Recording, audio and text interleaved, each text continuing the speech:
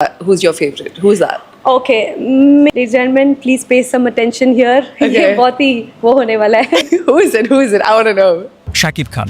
এই নামটা শোনার পর সবার মনে একটাই প্রশ্ন আসে, রেকর্ড রেকর্ড আর রেকর্ড। এন্ড ভাই, এবার বাংলা সিনেমার ইতিহাসে সব রেকর্ডকে ছাড়িয়ে এমন একটা রেকর্ড করলো শাকিব খান, এবং সেটাও তার আপকামিং সিনেমা বরবাদের গানের মাধ্যমে, যেটা আসলে ইন্টারেস্টিং। দ্যাটস ওয়াই শাকিব খানের হেভি বাজেটের সিনেমা বরবাদ খুব শীঘ্রই মুক্তি পেতে চলেছে। এখন ভাই কথা হচ্ছে, শাকিব খানের সিনেমাতে নেহা কাক্কার আসলে কিভাবে? আপনারা সবাই জানেন বরবাদের শুটিং হচ্ছে ইন্ডিয়ার মুম্বাই। সেখান থেকেই ইন্ডিয়ান টাইমস অফ ম্যাগাজিনের বরাত দিয়ে একটি নিউজ করা হয়। নিউজে বলা হচ্ছে যে শাকিব খানের বরবাদ সিনেমাতে কণ্ঠ দিবেন বলিউডের নেহা কাক্কার।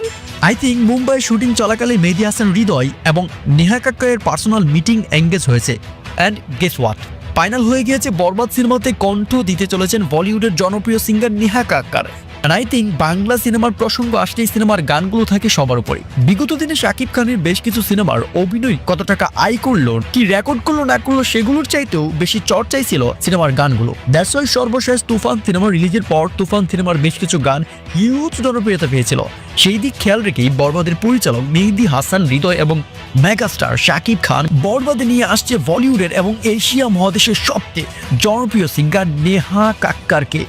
কিন্তু সবকিছুর পরেও একটি বিষয় অস্পষ্ট রয়ে গিয়েছে, কেননা বরবাদ সিনেমার প্রযোজনা টিম এবং সংশ্লিষ্ট কেউই এই বিষয়ে এখন পর্যন্ত মুখ খোলেননি। তাই পাবলিক বলছে এটা ভাই পুরাপুরি